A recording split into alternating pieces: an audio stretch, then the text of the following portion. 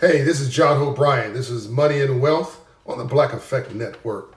And this is my weekly Ministry of Finance. This week, we're going to delve into the untapped power of women economic power, and how women changed the world, specifically changed the United States of America, which then, in turn, changes the world, because the United States of America is the largest economy in the world and the sole superpower in the world. And I wrote a piece this week in Time Magazine that really speaks to some of the double standards that are out there. The piece is entitled How Women Like Kamala Harris, Vice President, Saved and Shaped America. And it's not about her per se, but it's inspired or triggered by undue criticism of her being a so-called DE&I presidential candidate. It's offensive. She's got a JD degree, which is essentially a doctorate degree. She has been a U.S. senator. She's a sitting vice president in the biggest economy in the biggest country in the world. She hasn't embarrassed us. She's made us proud. She's been a U.S. senator, as I said, held offices throughout the state of California, several offices, legal positions within government. It's just offensive. She's probably more qualified than most people who are sitting in the role of vice president.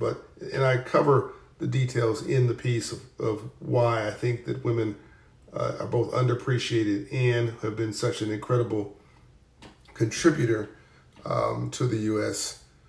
cultural scene and the economy.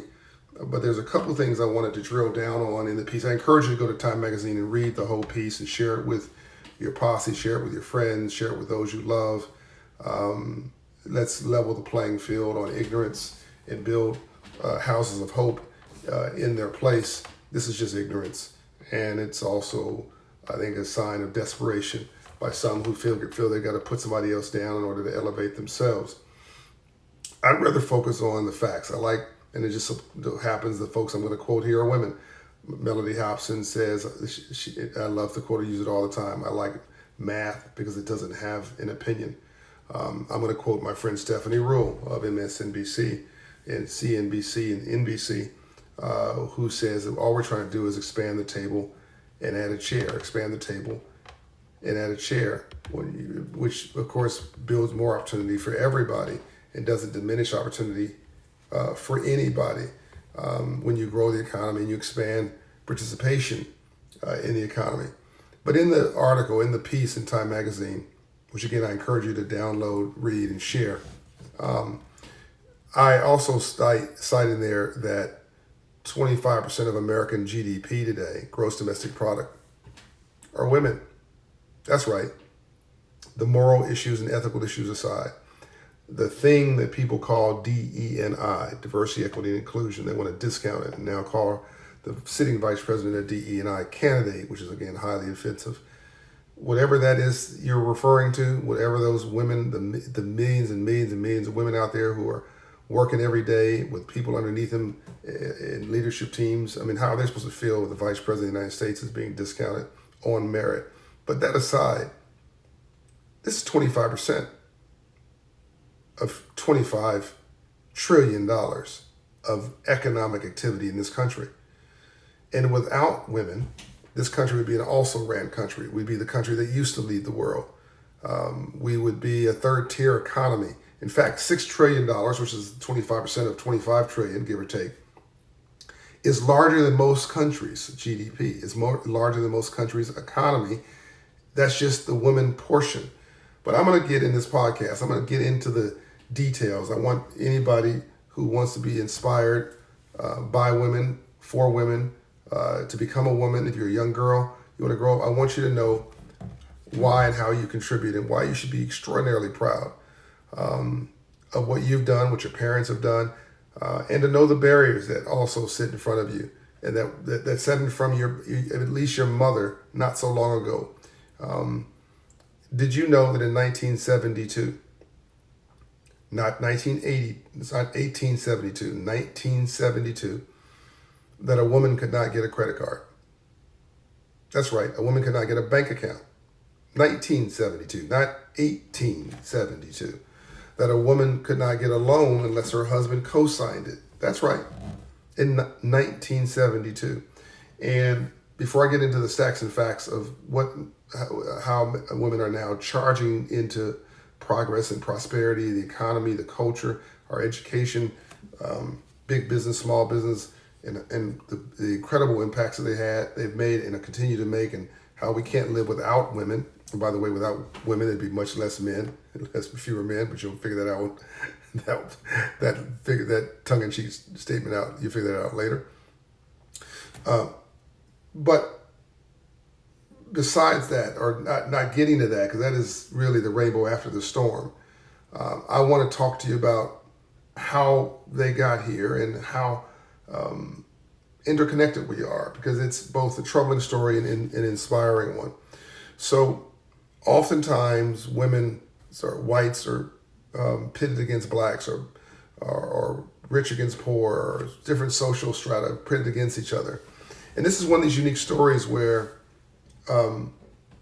a blonde-haired, blue-eyed white woman from a very well-to-do family is connected directly to the plight of African-American men and women, maybe from well-to-do, highly educated backgrounds, but in all likelihood, because of our history in this country, probably from a more modest background in the American South or wherever, that these two cultures collided, two groups collided in the most beautiful way possible. So let me explain. In the early 1960s, you had Dr. King, Ambassador Andrew Young, my mentor, Dr. Dorothy Height, God rest her soul, Coretta Scott King, God rest her soul, who were in the civil rights movement I call the Second Reconstruction. And they made this incredible progress, right? And as a result of their efforts and others, John Kennedy, then President Kennedy, started something called affirmative action.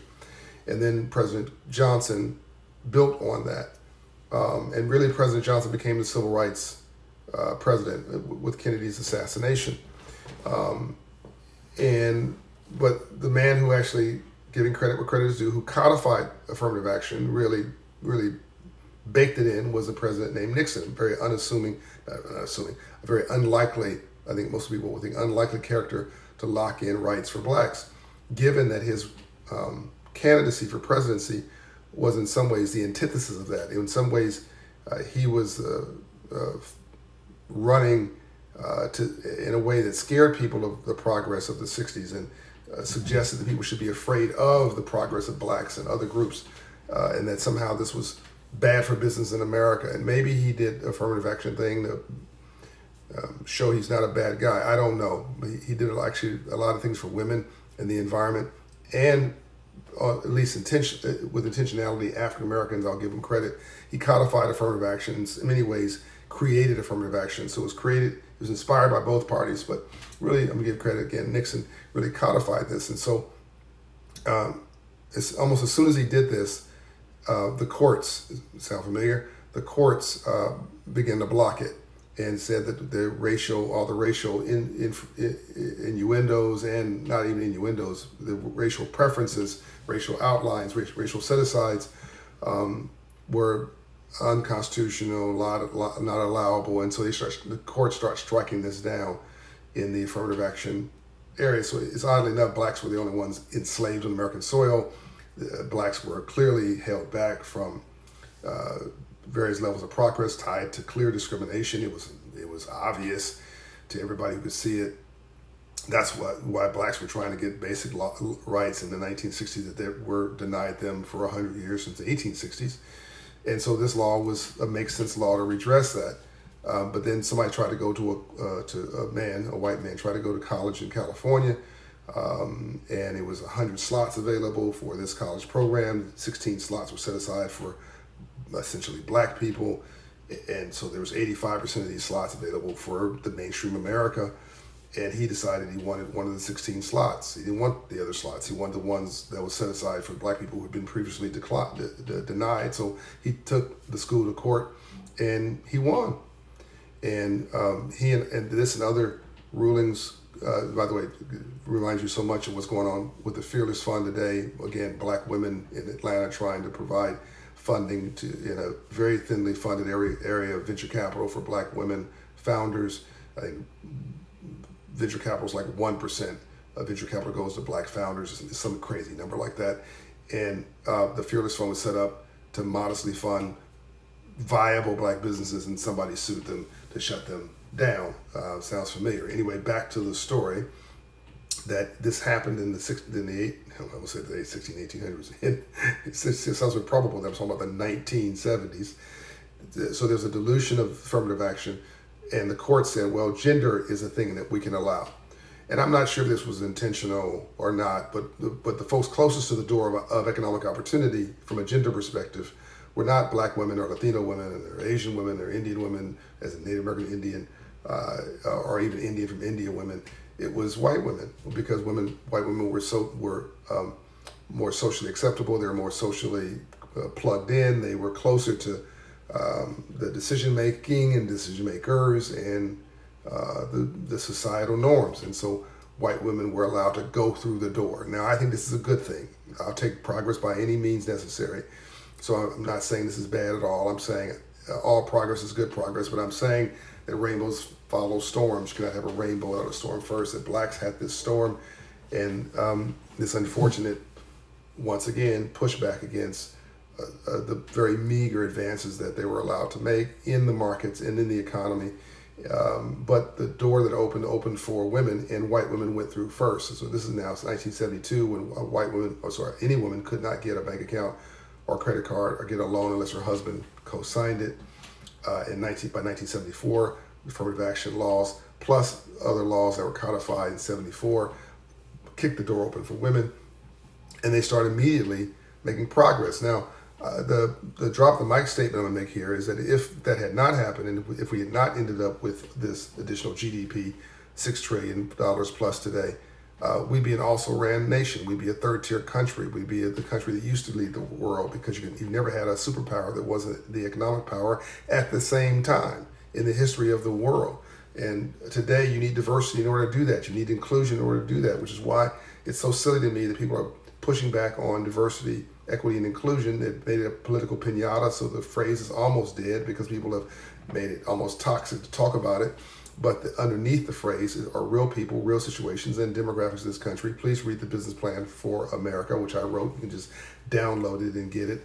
Search my name and find it. So read the Time Magazine piece that I just wrote on women's contribution to society, and read the business plan for America. And yes, read my book, Financial Literacy for All, as I believe that financial literacy is a civil rights issue of this generation.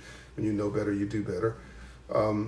But these stats and these facts today absolutely make it clear that you cannot continue to succeed as a nation without all of us contributing. And if folks trying to push folks back from progress, who were afraid of the future in the 1970s, 1960s, were successful in killing the DE&I of that day, affirmative action, where will we be? We'd be a third world country. Not a third world country, we'd be a third rate country. Less $6 trillion. $6 trillion by itself is bigger than most economies in the world. That's bigger than 80% of all the economies in the world. Just that part, just the women's part. So let's now get into and break down this $6 trillion of GDP and talk about where it comes from. And then I'm going to get into something really, I think, inspiring, exciting, which is talk about what women are actually doing in the economy. And some of it's going to blow your mind. Something I think is going to really shock you. So where does the GDP come from? Again, $25 trillion for the whole country, $6 trillion, $6.3 trillion for women. Labor. Let's talk about labor force participation first. Women make up about 47% of the workforce today. That's 74 million women employed. Hello, can I get an amen? The median earnings for women is about $45,000 annually, and there's still a gender pay gap. So women aren't being paid what men are being paid, but it's still an impressive progress from where we've come from. The aggregate earnings of women contribute substantially to household incomes and economic stability, which I'm going to get to into a minute, because it'll talk about another big impact that women have had beyond the $6 trillion, beyond the 25%. Let's talk about entrepreneurship and small business and business ownership for a minute. Women-owned businesses account for 42% of all businesses in the U.S. You hear that? 42%. They generate $1.9 trillion in revenue, employ nearly 9 million people. The growth of women-owned businesses contribute to innovation, job creation, and economic diversification. Spending power. And this is where it kicks in to something that's I talk about all the time, which is what drives the American economy. Women control a significant portion of household spending, estimated at about 70 to 80%. They make the decisions in the house. This translates to a substantial influence on consumer markets, impacting industries from retail to healthcare. Women's spending decisions drive demand for goods and services, affecting overall economic growth. And so what does this mean?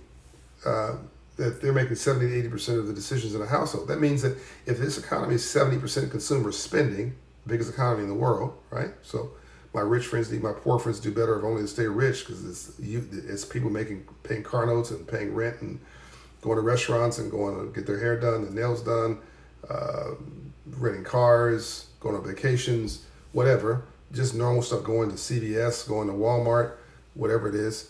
By the way, they found the chairman and CEO of Walmart, the CEO of Walmart, Doug McMillan, brought the forward for my new book, Financial Literacy for All, so thank him for that. But if whatever it is you're doing, that's driving the U.S. economy. And so women are 25% of the whole economy, but they're also contributing to that 70%. They're 70% of the 70%, influencing decisions that are being made around consumer spending. Isn't that deep? Women are increasingly attaining higher. I'm gonna get to that in a minute, because that's really quite exciting. And I'm gonna give you. I don't want to be a spoiler here on that. Women participation in the workforce and business ownership contribute to economic resiliency. Diverse workforces and leadership improve organizational performance and innovation. Reducing gender disparities in pay and employment can lead to more equitable growth and increased GDP. Translation, more diverse companies are more profitable. They're almost 40% more profitable, by the way. It's not even close. And you can begin to read more about that in my business plan for America. So now, let's get into, how and where women contribute. This is so cool. Pull out your pen, get out your iPad, get out your iPhone, get out your Samsung, get out your Android, whatever it is, and write this stuff down. You want to be inspired? And this is for folks who say that women don't do enough, or can't contribute, or they're not serious, or they don't know what they're talking about. This is just ridiculously obvious. Check this out. Women have consistently higher enrollment rates in undergraduate and graduate programs compared to men. Now, people say, okay, John, that's a generality. Okay, try this one for size. This is 2019 numbers, so it's gotten better since then. 57% of bachelor's degrees, women. 60% of master's degrees, women. 53% of doctorate degrees, women. What do you think the vice president has as a JD? That's essentially a doctorate degree. Sorry, it's just a doctorate of law. So a majority of all these degrees are women. Labor force participation. 77% of healthcare and social assistance workers, women. 77%. 74% of workers in educational services, women. Women dominate certain sectors and industries such as healthcare, education, and social services. Let me get into that. Healthcare and social assistance. 77% of workers in this space are women. Educational services, 74% are women. Now, these numbers are less impressive, I'm about to tell you, in government, but because it's elected and there's biases and sexism, and hello, we just talked about what people are saying about the Vice President of the United States, for God's sakes. So I think below that it's probably even harder to get a fair shot. But here, these numbers are still impressive. Members of Congress, 27% of seats in the House of Representatives. 24% of the U.S. Senate. I think that's pretty impressive, are women. 31% of those in the state legislature are women. 12 governors in the U.S. as of 2023. Pretty dang on impressive. Corporate leadership, 8.8% of CEOs are women. Board memberships in the Fortune 500. 28% of all board seats in the S&P 500 as of 2023 are women. That's an impressive number to me, 28%. Entrepreneurship. Women own 42% of all businesses in this country. These are not small numbers.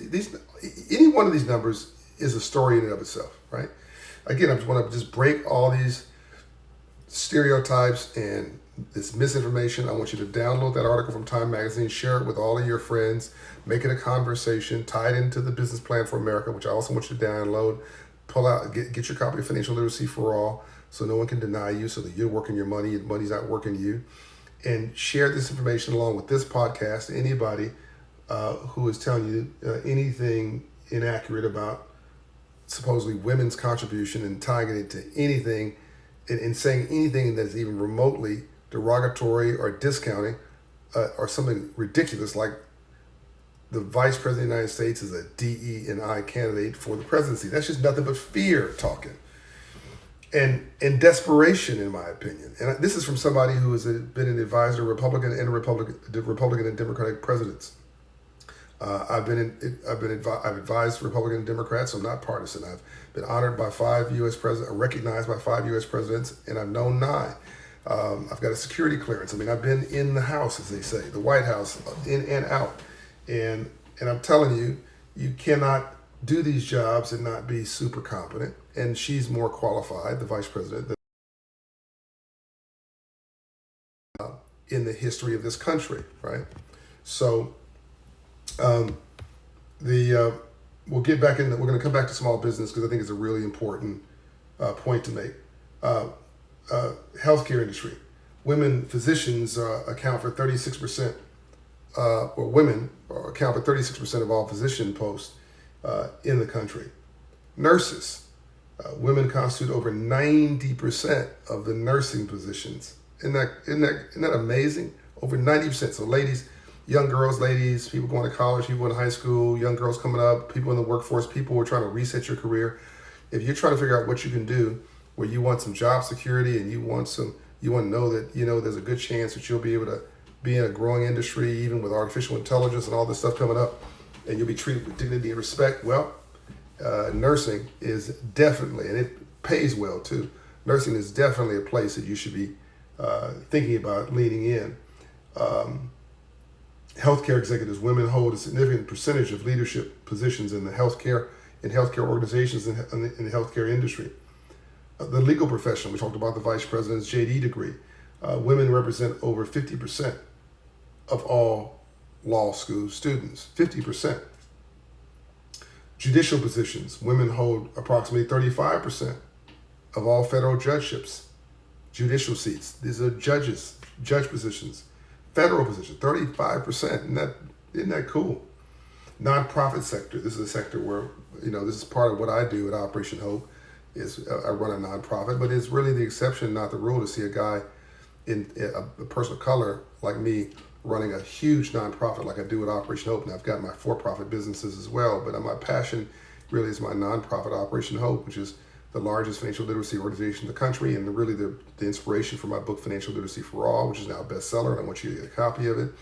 And the inspiration for this podcast all came out of the civil rights movement, third Reconstruction, from civil rights to civil rights, financial literacy to civil rights issue this generation, the expansion across the country with our work. We're the biggest in the country in what we do, but I'm really the exception, not the rule. The vast majority of people running nonprofits, to the tune of 72% of nonprofit executives, are women.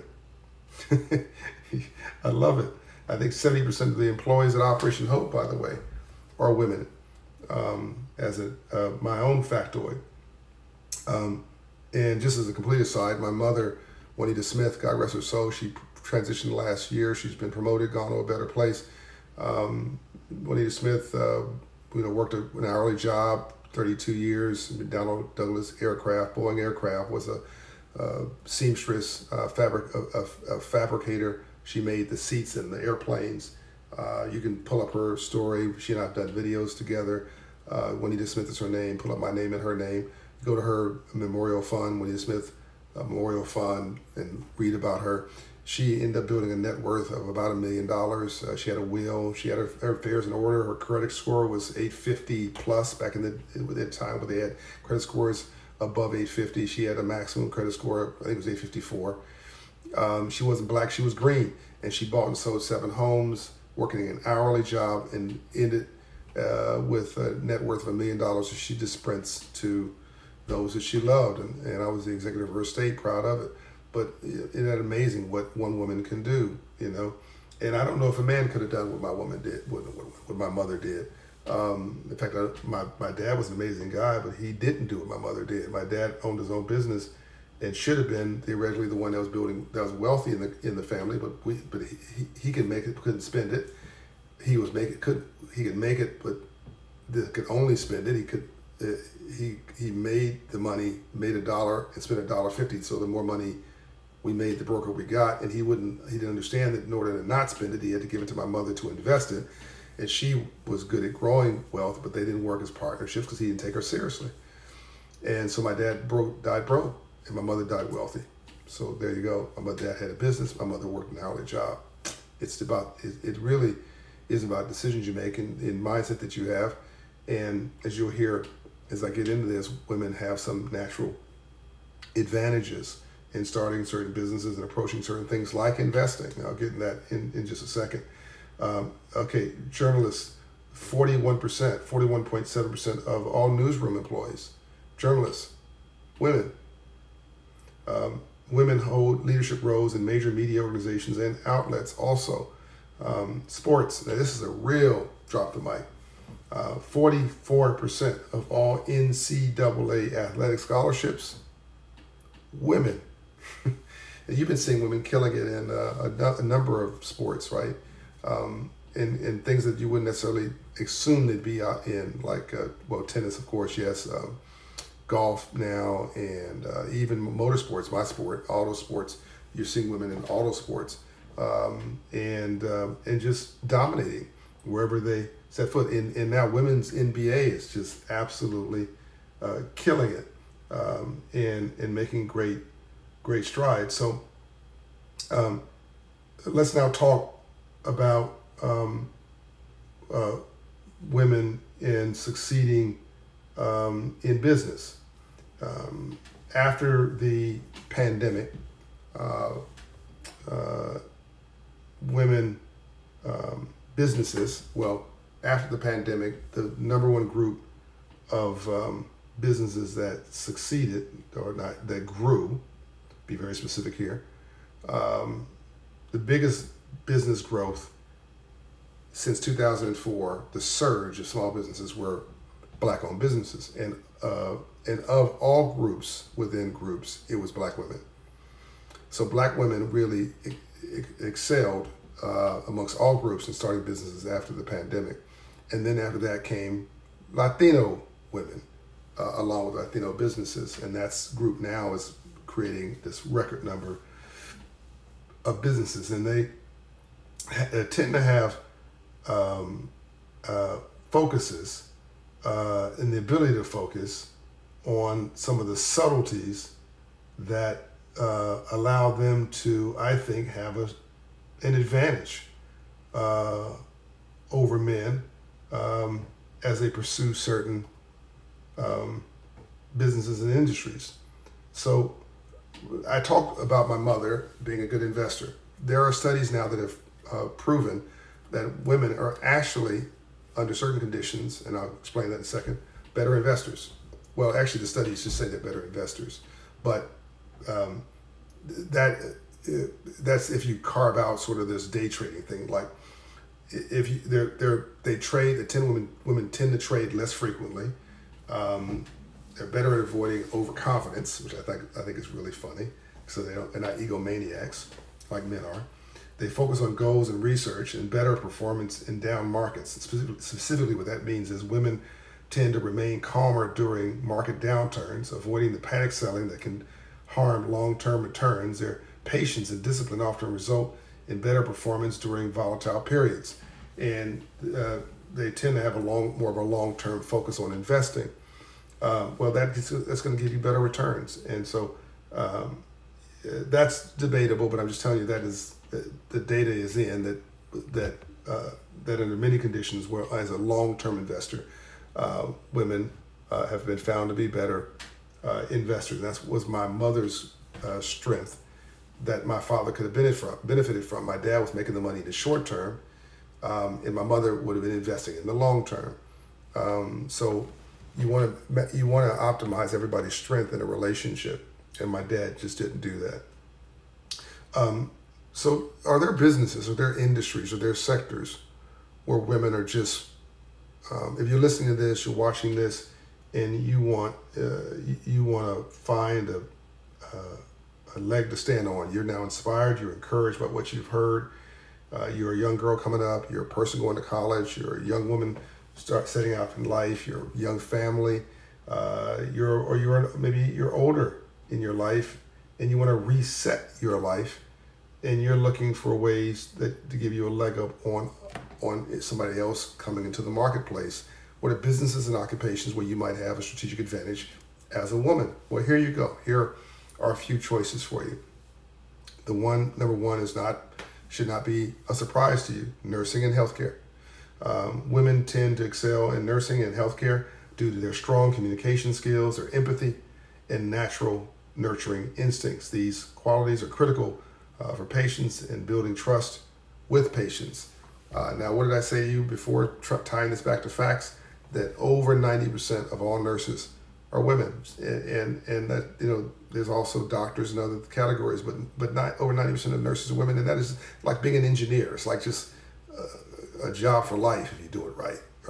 And I mean a well-paying job, a good job, a higher upper middle class occupation. Here's another one for you: human resources. The HR field often benefit from women's strong interpersonal skills, ability to manage conflict.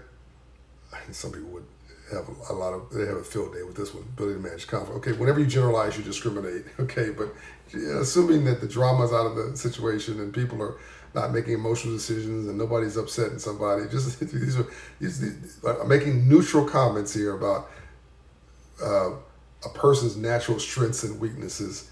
A profile's natural strengths and weaknesses. So don't get into a fight with me about this, okay? I can make a lot of generalities that you might disagree with, like a man learns to love the woman he's attracted to, and the woman becomes more attracted to the man that she loves. I think that's generally true. That's just my own philosophy. I'm sure somebody would disagree with that, but God did know that men were Neanderthals. That's why He made women beautiful.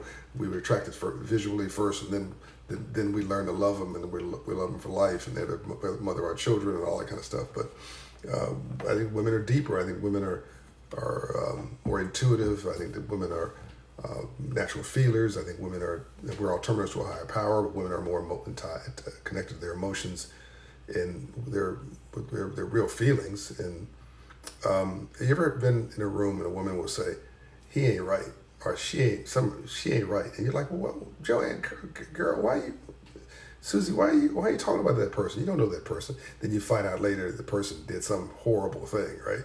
Like, I don't know, it's just a feeling. Well, we're not human beings having a spiritual experience, but we're spiritual beings having a human experience. Energy matters, and women are better intuitively at reading energy because women create life. Without women, there'd be a lot less men. Women create life, men don't.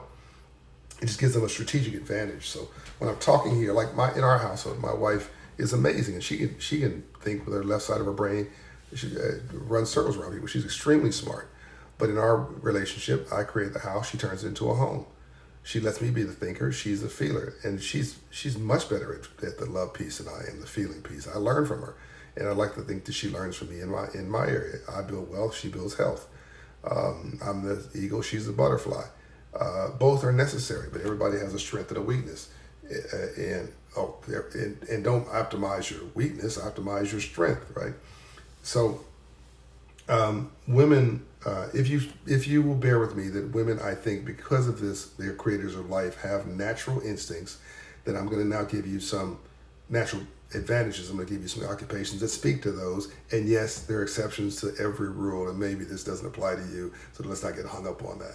All right. So I've mentioned human resources, talking about the ability to manage conflict. That was funny to me. Understanding I think women are emotional geniuses, so that's a whole other thing.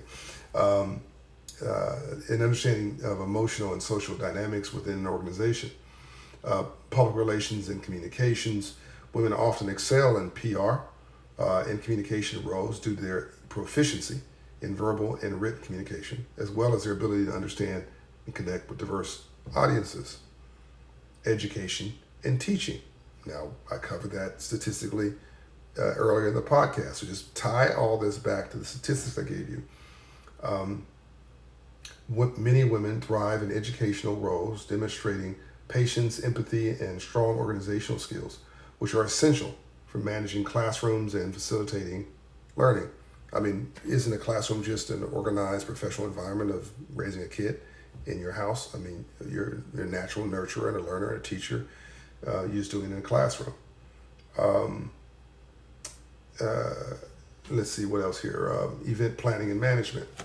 Women's attention to detail, organizational skills again, and ability to multitask. I'm laughing because I know some people who just can't multitask at all. But, okay, I'm going to give you credit anyway, ladies. But event planning and management around event execution tends to be an area where women excel more than men. Marketing and branding. Women often excel in marketing and branding due to their creativity, intuition, and ability to understand consumer behavior, which is crucial to developing effective campaigns. Nonprofit and social work, I've already covered this. This sector is dominated by women. There's a strong sense of empathy, dedication to social causes, and ability to engage with communities and their stakeholders and to build trust. Again, it's a natural asset. Interior design and fashion. That sounds a little sexist, but I think it's actually true. My wife had a fashion house that was extraordinarily successful, and it's her passion. She also very good at interior design. Our house is, again, I create a house, she turns into a home, and the house is banging, not because of me, but because of her interior design skills. Women frequently excel in creative industries like interior design and fashion due to their keen aesthetic sense and the ability to understand and predict trends. Doesn't mean that men can't, right? But this is just, again, just sort of a natural advantage for women. I think this one's big. Therapy and counseling. Women often succeed in therapy and counseling roles, leveraging their empathy, their strong listening skills, and ability to build trust with clients to provide effective support. My mother-in-law, Penny Dalton, we call her Penny Mom, Amy Dalton, it's her real name. It's just a wonderful listener, so empathetic. She listens to all the people in her life, mostly her daughter. She loves her daughter, Shatra, my wife. They're good friends, but she's just so empathetic. She's such a good listener. She'd be a great counselor or therapist. It's, what is a friend? I mean, what's a therapist? A paid friend. For lack of a friend, we paid to lie upon the couch. So that's a great career for people who have an interest in healing people and using their empathetic skills in a professional way. Corporate leadership and management. Increasingly, women are recognized for their effectiveness in leadership roles, often bringing collaborative and inclusive management styles, strong decision-making abilities, and a focus on ethical leadership. And don't we need that today? I'm going to end this podcast today with hopefully a little bit of inspiration for you. As you go out on this journey, again, if somebody's messing with the Vice President of the United States, you can pretty much bet they're gonna mess with you too. But I take no for vitamins. I don't know about you. Not 1 ounce of my self-esteem depends on your acceptance of me. Over it, around it, through it, I decided I'm gonna get to it. Success is going from failure to failure without loss of enthusiasm. I take Nova vitamins. I just decide I'm going to succeed, and the haters are just going to make me better. That's all they're going to do. So I get up early, stay up later, work harder, and deliver more, because I'm being discounted all the time, and that's fine. I love being underestimated, and I want you to know that your weakness, your so-called weakness, is a strength, the facts bear that out. But the facts are not going to set you free. Your personal philosophy is going to your mindset.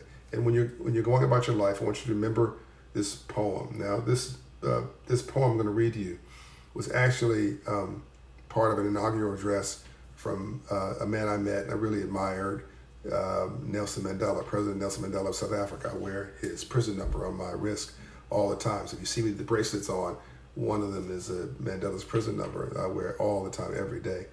And I really love this man. He's a fantastic leader. And he read a poem. He wasn't trying to take credit for it, but he was given credit with this poem that he read in one of his presidential addresses. But it was actually written by a woman, Marianne Williamson.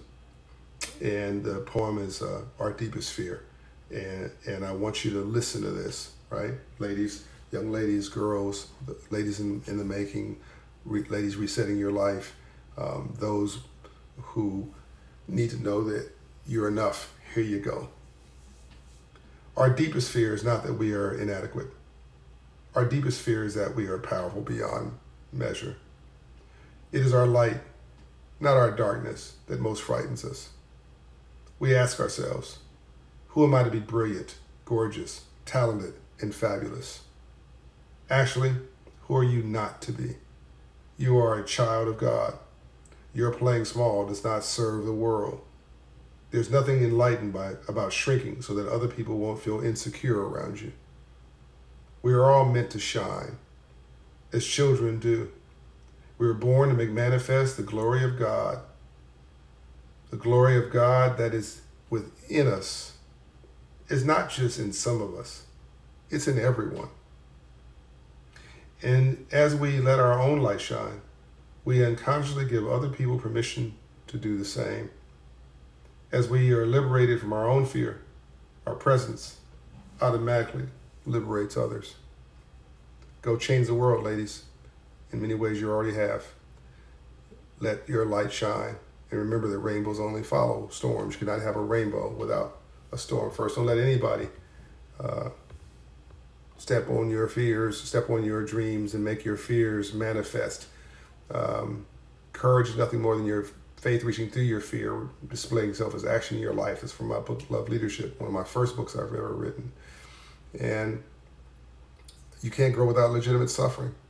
So hopefully this has been a point of inspiration for you to know that you are enough and to step into your greatness, and to make be the change that I just articulated in this podcast for almost an hour with you. Be the change you want to see in the world. I'll see you at the finish line. And when you see me in an airport or you see me someplace, stop me and say, I am somebody, and you will be the manifest destiny. Watch how you live your life. It may be the only Bible anybody else reads. Don't let anybody get you down.